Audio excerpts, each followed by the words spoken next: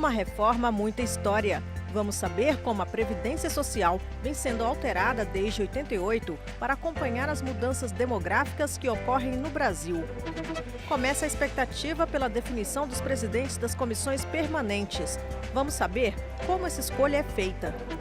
E tem nova atração nos espaços culturais da Câmara. É a exposição que brinca com o real e o imaginário em espaços públicos.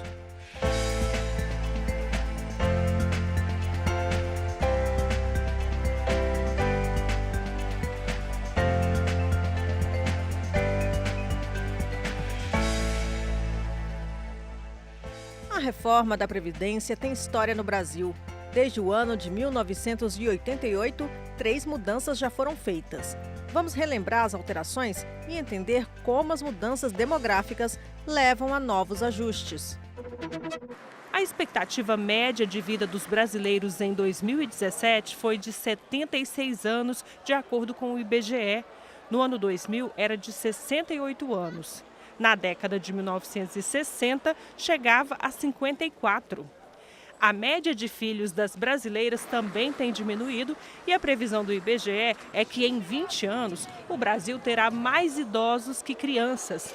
E o número de aposentados deverá ser maior do que o de brasileiros em idade ativa.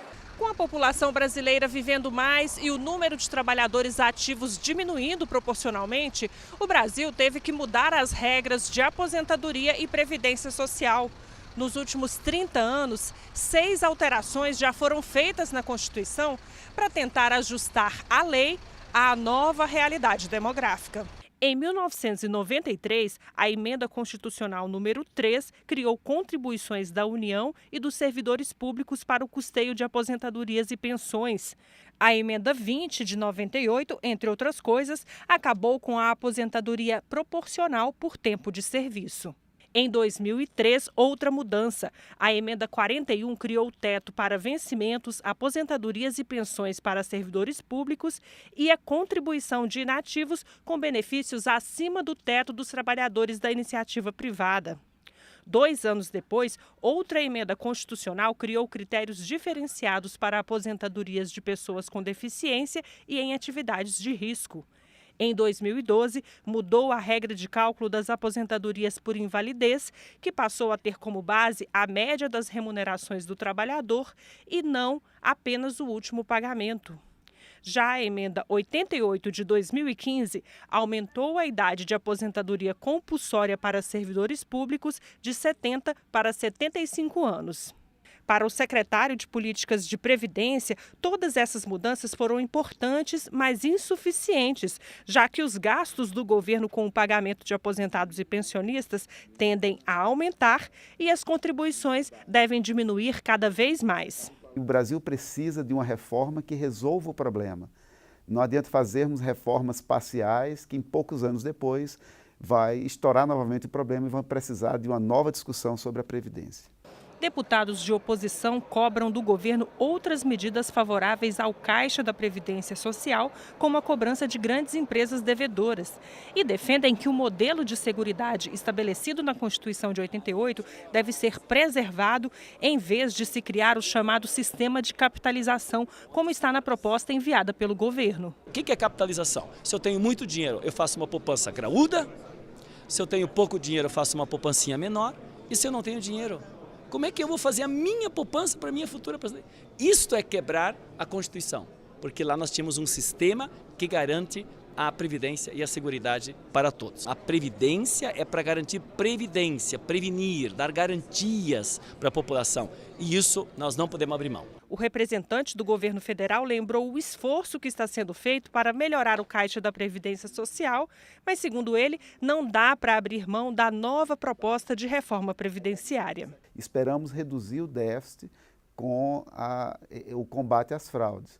Também vamos melhorar a cobrança da dívida ativa, que também vai gerar um aumento de arrecadação.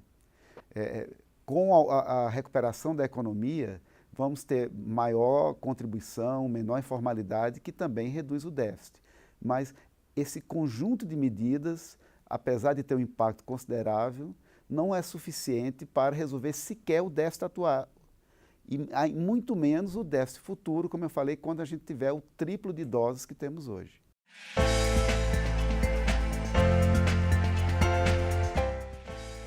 O debate sobre temas como a reforma da Previdência já acontece informalmente no plenário. Mas, para que essa e outras propostas sejam votadas de fato, é preciso antes a análise detalhada nas comissões permanentes. E o primeiro passo que vem aí é a escolha dos presidentes desses 25 colegiados. Veja como se dá este processo. As comissões permanentes são distribuídas de acordo com a composição partidária e divididas entre os 3 blocos formados após a posse dos deputados. Assim como o plenário é composto por diversos partidos e blocos, formando ali um espelho do que seria o mosaico social, essa divisão do plenário também deve ser refletida no âmbito das comissões, para que fique o mais representativo possível, né?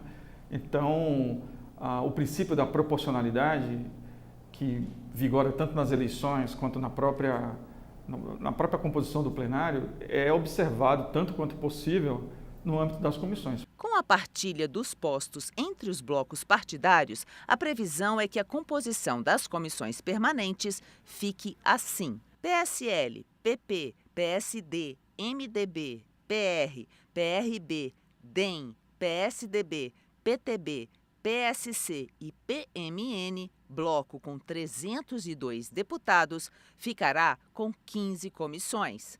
O bloco formado por PDT, Solidariedade, POD, PCdoB, PROS, PPS, Avante, PATRI, PV e DC, que soma 94 deputados, terá 5 comissões. PT, PSB, PSOL e Rede, com 97 deputados, vão poder escolher 5 comissões. O bloco do PSL tem direito a escolher as 10 primeiras comissões. As 15 escolhas seguintes vão ser alternadas entre os 3 blocos.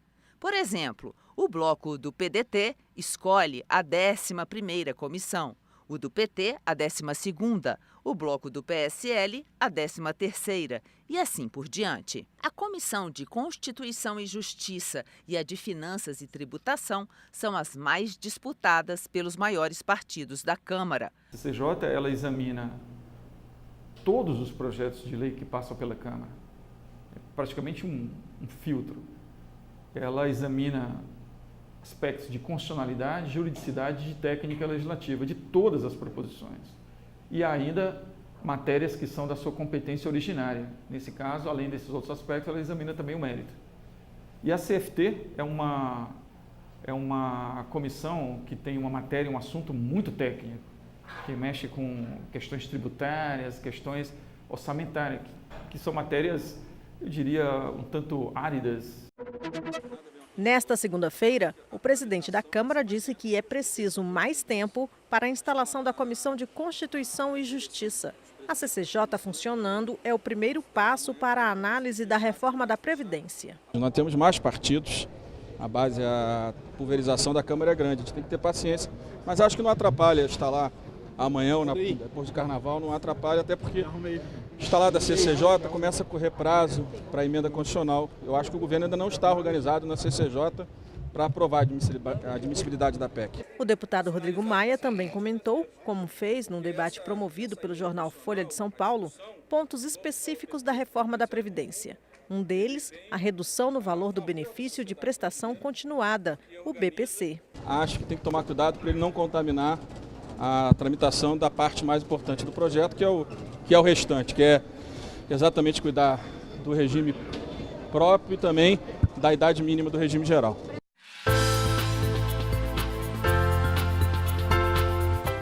Nesta segunda-feira, o plenário da Câmara autorizou a criação de uma comissão externa de deputados para avaliar casos de violência contra a mulher no país. O plenário também autorizou que 4 propostas pulem etapas de tramitação aqui na Câmara e venham a ser votadas diretamente pelo plenário. Vou resumir quais projetos tiveram essa urgência aprovada. O que quer proibir grávidas ou mulheres que estejam amamentando de trabalhar em lugares considerados insalubres, o que inclui no rol de providências a serem tomadas pelas autoridades em caso de violência contra a mulher, a apreensão de armas de agressores. Outro projeto é o que quer combater acusações falsas de alienação parental e abuso sexual contra crianças e adolescentes em casos envolvendo guarda. E, por fim, há a proposta que cria um prêmio para boas práticas na área de saúde mental. Ainda não há data para que o conteúdo, o mérito desses projetos sejam votados aqui pelo plenário da Câmara.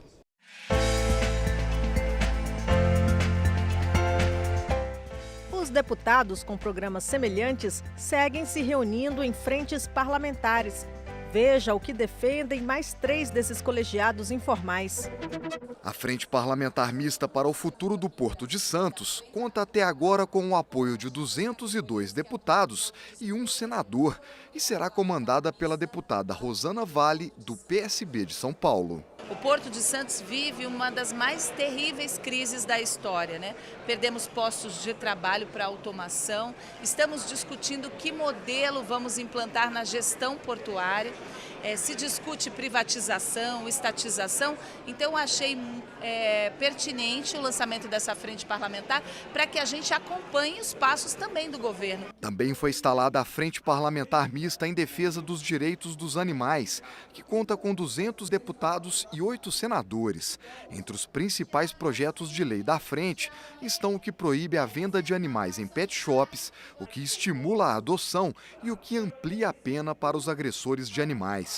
O presidente da frente será o deputado Fred Costa. As pessoas costumam nos estigmatizar que não estamos protegendo o ser humano. Quero lembrar que isso é questão também de saúde pública. Quando a gente fala da leishmaniose, ela mata mais do que a dengue. E aqui afirmo, sem o menor temor, se esperarmos todos os problemas dos humanos serem solucionados para então preocuparmos com os animais, jamais chegará a vez deles. Já a Frente Parlamentar Mista da Agricultura Familiar irá escolher um deputado para ser o coordenador de cada uma das 5 regiões do Brasil.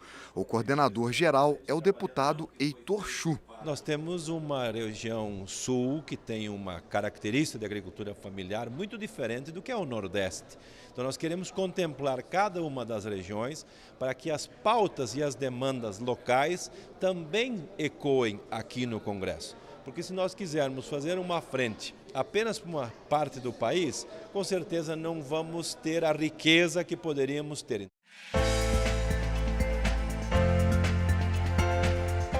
Mais de 400 jornalistas acompanham as atividades dos deputados federais.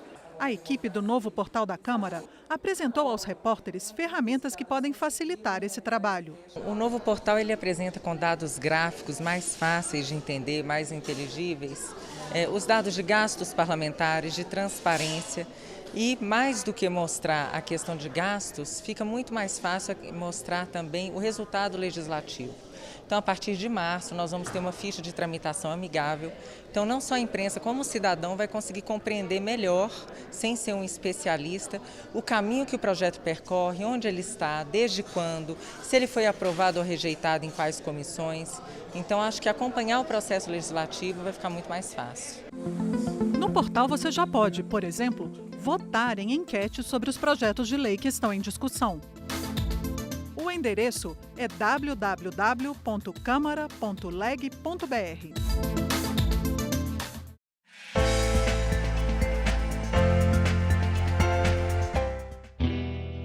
O que é invisível está apenas em outra dimensão. Se chama assim a exposição de Daniela Catenas, que apresenta ao público as pinturas da artista com forte influência do surrealismo. Telas que retratam o universo fantasioso dos super-heróis e personagens infantis em harmonia com animais em ambientes como praia e parques. Foram desenvolvidas em tinta acrílica e a óleo. Os quadros de Daniela são coloridos, com tintas de cores vibrantes, além do dourado em grossas camadas. Eu quis trazer um pouco do universo, eu moro no Rio, né? O universo da praia, o universo solar, com esses personagens que são pessoas, digamos, personagens humanos e personagens que não estariam lá, seriam bonecos ou animais que estão fora de contexto. Só que eles são também frequentadores da praia, só que talvez você não consiga ver, mas eles estão lá em outra dimensão. É o invisível que não é tão invisível assim. A mostra pode ser vista até o dia 20 de março na galeria do 10º andar do Anexo 4, que fica na Câmara dos Deputados em Brasília, de segunda às sextas-feiras, de 9 às 5, de graça.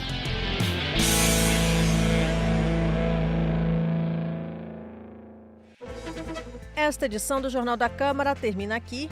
Para mais informações ou para rever nossas reportagens, acesse www.câmara.leg.br. Nós voltamos amanhã.